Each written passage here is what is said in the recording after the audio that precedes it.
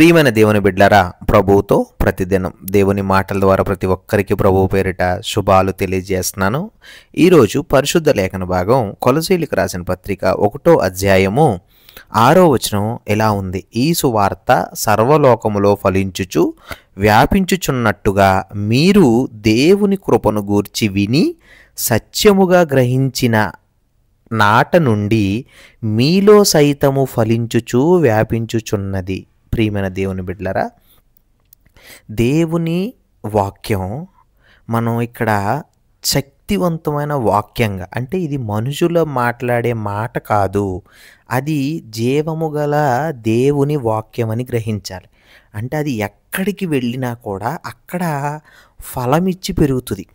అలాగే ప్రపంచమంతా వ్యాప్తి, అది ఫలించుచు వ్యాపించుచున్నట్టుగా ఎక్కడికి ప్రపంచం అంతా కూడా వ్యాపిస్తుంది.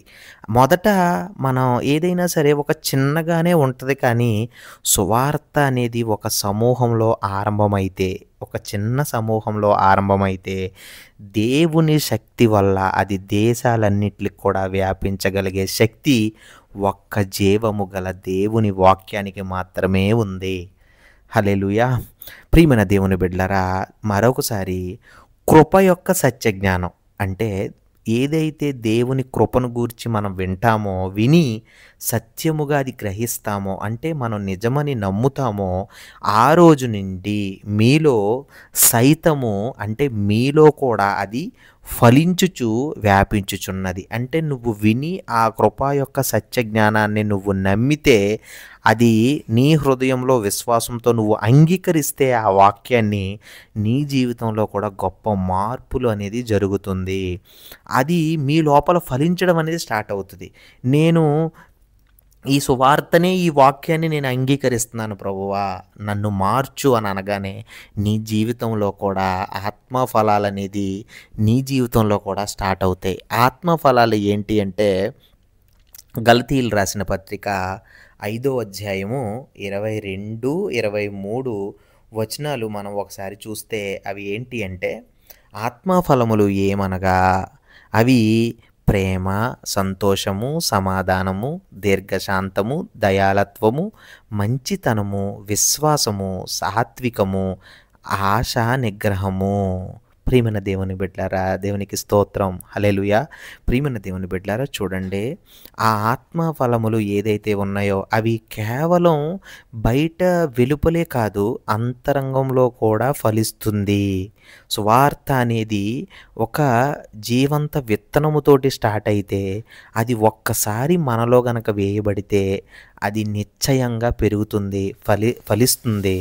దేవుని కృపను ఎవరైతే అంగీకరిస్తున్నారో, అది గ్రహిస్తున్నారో, కేవలం ఒక మతానికో లేకపోతే ఒక ఆచారానికో సంబంధించింది కాదు, ఇది క్రీస్తునందు ఉచితంగా లభించే రక్షణ అని మనం అర్థం చేసుకోవాలి. మన జీవితంలో కూడా సువార్తని అంగీకరించిన నాటి నుండి అది మనలో పనిచేస్తూ ఉంటుంది. ప్రియమైన దేవుని బిడ్డలారా, సువార్తని వినడమే కాదు, మనం సత్యముగా గ్రహించాలి. మనలో అది ఫలమిచ్చుచున్నదా, మనలో కూడా అది దాన్ని మనం ఆచరిస్తున్నామా, మన హృదయంలో కూడా దాన్ని మనం అంగీకరిస్తున్నామా అనేది మనల్ని మనం పరీక్షించుకోవాలి.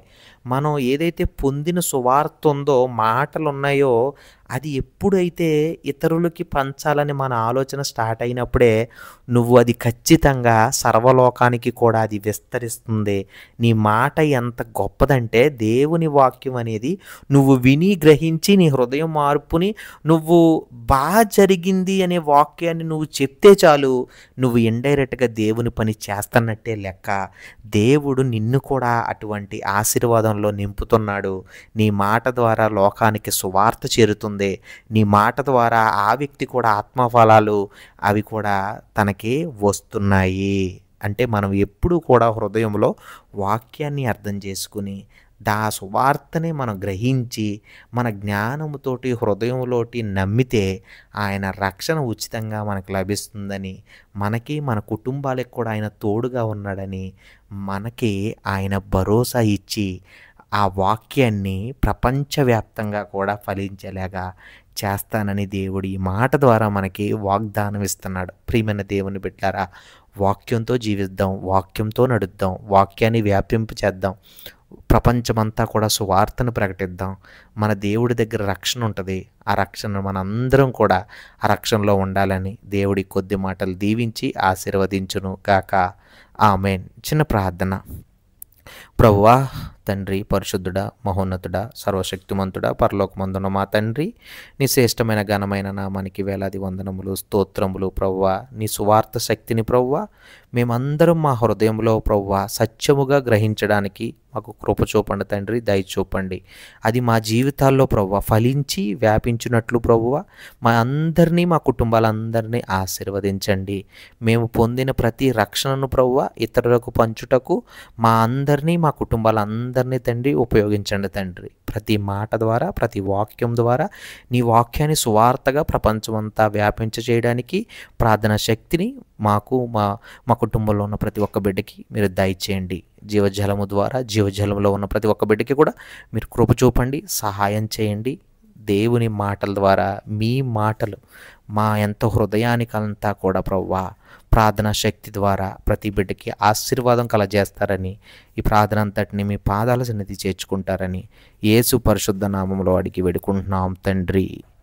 ఆమేన్. Praise the Lord. ప్రియమైన దేవుని బిడ్డలారా, ఈ కొద్ది మాటలు మీకు నచ్చినట్లయితే షేర్ చేయండి. దేవుని మాటల్ని మనందరం సువార్తని వ్యాపింపజేసి లోకంలో అందరికీ కూడా సువార్తని పంచుదాం. Thank you. God bless you all.